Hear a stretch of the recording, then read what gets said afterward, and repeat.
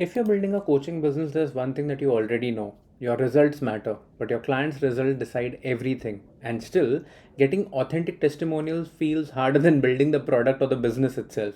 Some clients hesitate, some don't want to say anything, some want to help you, but ending up recording something does not feel like the real transformation. In fact, some of the best transformation stories feel fake in the testimonial. This episode exactly talks about that system because deep down, if you're wondering whether there's a simple, genuine, repeatable system that can help you collect testimonials and actually represent your work, you are at the right place. Today, I'm going to walk you through 5 principles I have seen most successful coaches use to collect testimonials that are honest, natural, and powerful. And as we go deeper into each point, you will notice how every layer connects and enhances the next one, like a chain reaction. So make sure that you stay back till the end. And by the end of the episode, you'll know exactly how to build a coaching experience that gets the client excited to share their story without scripts, without incentives, and without any awkwardness. So let's begin. Hello and welcome to episode 3 of The Business of Coaches, a podcast for the coach in you by the coach in me about the coaching community and the business of coaching. So make sure that you subscribe to the channel or are following the podcast on the application where you're listening to this episode if you want to increase the email newsletter list of your brand organically, learn effective ways to sell to your community, generate predictable in profits, and grow your coaching business. I'm Manish Ahuja, your host, and I'm a business positioning, marketing, and sales coach. This is a podcast where this is my way of helping fellow coaches like you with learnings which I wish someone had told me when I was building my coaching journey, and I promise to share everything without any filters. So, the first point that I wanted to focus on is you will only get testimonials when you deliver a product that you personally believe in. If you want authentic testimonials, the foundation is simple. Deliver a product that you would confidently buy yourself if you were in your customer's shoes. If you genuinely believe in your coaching, not just your concept, but the execution, the courses, the system that you've developed, that energy shows. Clients will feel it and they will trust you because of your conviction. And most importantly, they'll also love to talk about it. When your coaching solves real problems with clarity, depth, and transformations, testimonials don't have to be pulled out of people. They will naturally just express themselves with their gratitude. For example, if you're a fitness coach, you can create a simple 3 phase program that helps a parent lose 5 kgs without any extreme workouts. When this happens, they will naturally tell their friends because the program fits into their lifestyle. If you're a career coach and if you suppose create a structure that helps mid-level employee land 2 interviews within 14 days, the message that you are giving to your entire community is, I can't believe that this works so fast. That's the testimonial that you will get, and you won't even have to ask for it. A relationship coach that can help a client reconcile with their partner after months of conflicts using their weekly exercises, they will send you a long testimonial, a voice note, and that becomes a powerful testimonial over time. The second point that you want to focus on is always under promise and over deliver. A testimonial is an emotional expression, not a logical one. People will speak positively when the reality exceeds their expectations. Most coaches are struggling because they do the exact opposite. They over promise, under deliver, and then they wonder why are the clients hesitant to speak about the entire process publicly. But when you set realistic goals, grounded expectations, and deliver more than you promised, your clients will respect you on a multiple level and they will talk about you, your product, and your coaching service with a lot of respect. Over delivery could be answering a doubt quickly, offering a bonus resource through a tough week, simplifying the entire complex process, being accessible when your community is feeling stuck. Small gestures create big emotions. If you're a music coach, let's say you promised one feedback session a week but sent a small personalized note midweek, the student will feel absolutely cared for. If you're a business coach in any niche, you can tell them that it may take 90 days to get traction, but you help them get a lead in week 2, they are blown away. If you're a language coach, let's say you share a surprise cheat sheet on a common mistakes that most of your community members are doing. It's an unexpected form of support. It's just so easy for you to build, but small support pieces like these lead to easy testimonial material. Before we continue deeper, if you are serious about building your coaching brand, let me invite you to the brand marketing masterclass, and you're going to love this. The episode has been sponsored by the Brand Marketing Masterclass, which is my own masterclass. It's a free 90-minute session designed to help you understand everything about business positioning, funnel strategy, brand building, and something that most coaches never learn is how do you build all of this systematically and step by step. If you want your coaching business to grow faster and you want to feel more structured, register for the masterclass. It's free, but seats are absolutely limited. You'll find the link to register in the show notes or in the description. And if you're watching this episode on one of your screens, you can always scan the QR code that you can see. And let's move to the third point, because we also have to continue with the testimonials. So the third way to get easy testimonials is you just have to ask for your testimonials clearly, confidently, and ethically. You don't get testimonials unless you ask for them. That's an absolute fact. Your clients are busy, their minds are full.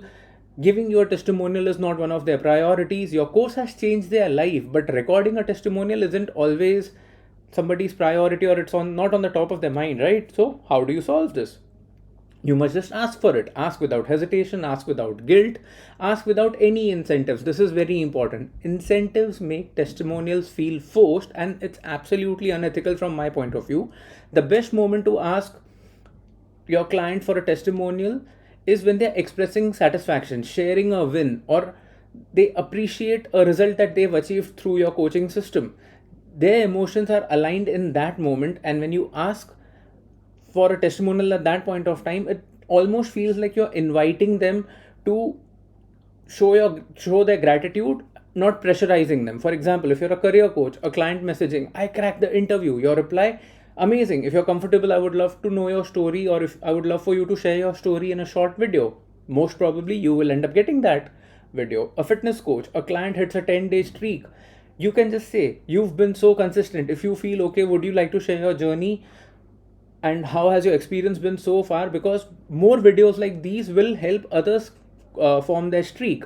If you're a parenting coach, the moment a client's child shows improvement, you say, this is so cool, this makes me so happy. If you want to share this as a testimonial, it can inspire many other parents. So why don't you go ahead and do that?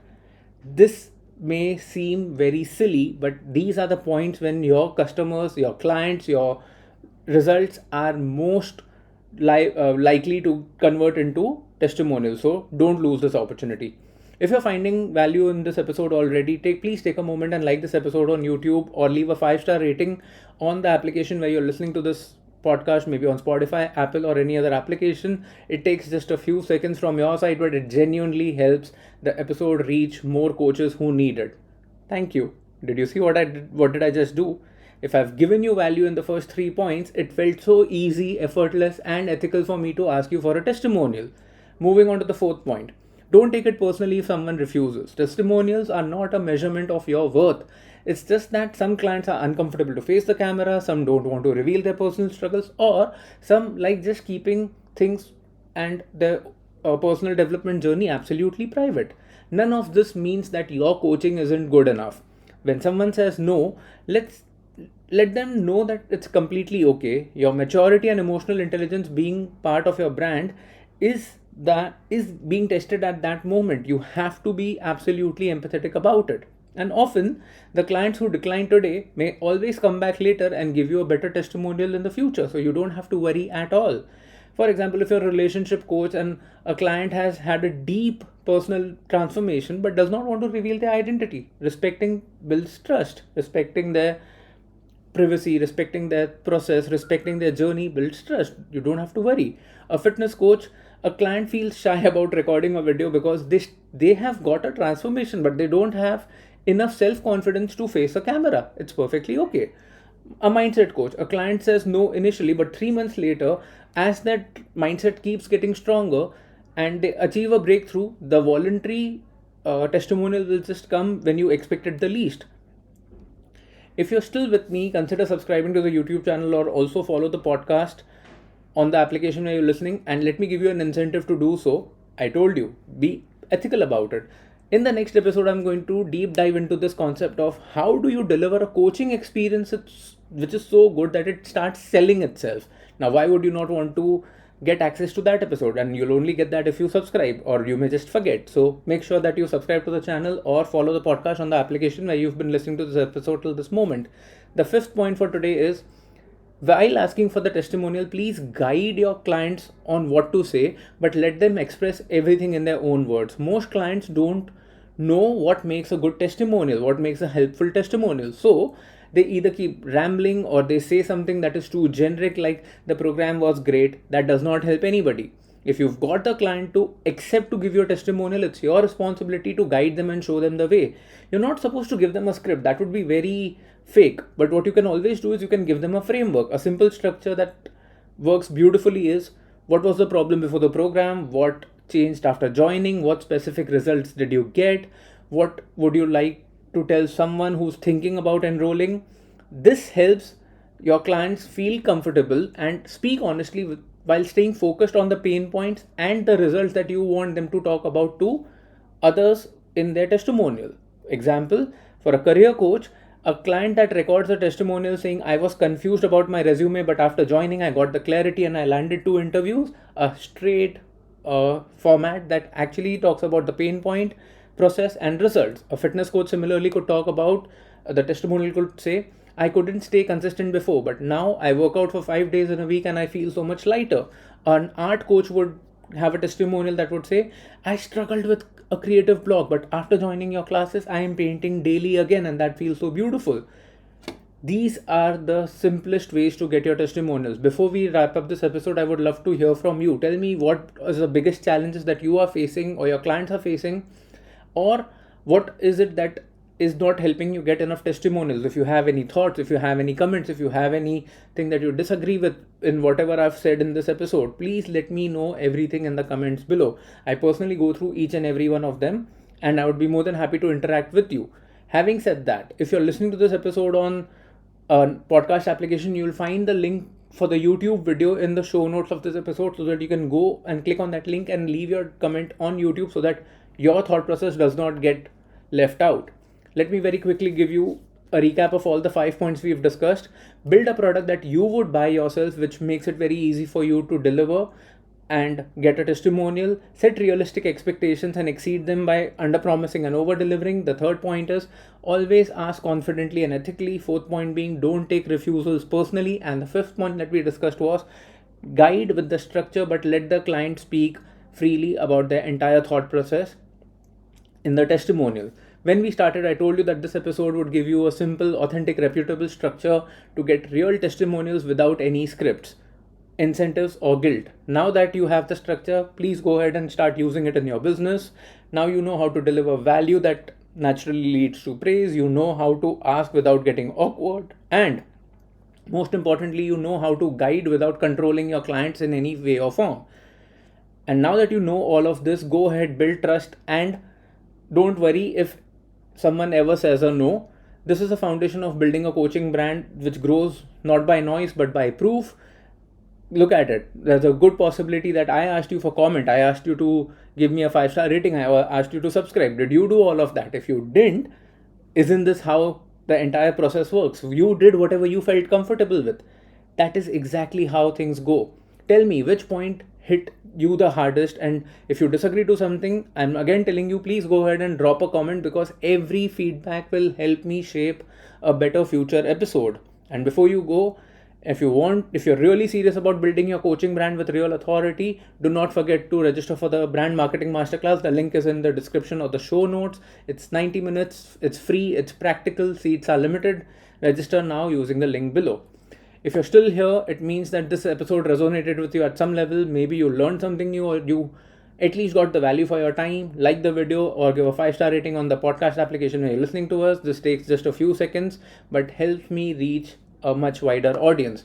I would also request you to check the show notes, because there are many links waiting for you. If you want all the updates of all the future episodes of this podcast and all the other podcasts that I release, make sure that you subscribe to the WhatsApp community or the WhatsApp group or the Telegram group. You'll find all the links in the show notes. If you want to get to know about the BTS, want a sneak peek of how am I building my personal brand, my coaching business, make sure that you follow me on Instagram. I'm posting content on Instagram on a daily basis.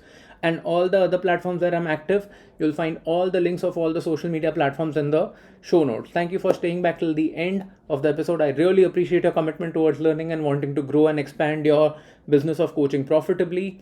If you've reached till this point, I really would like to show my gratitude to you. I will now see you in the next one. Until then, take good care of yourselves. Keep going, keep growing.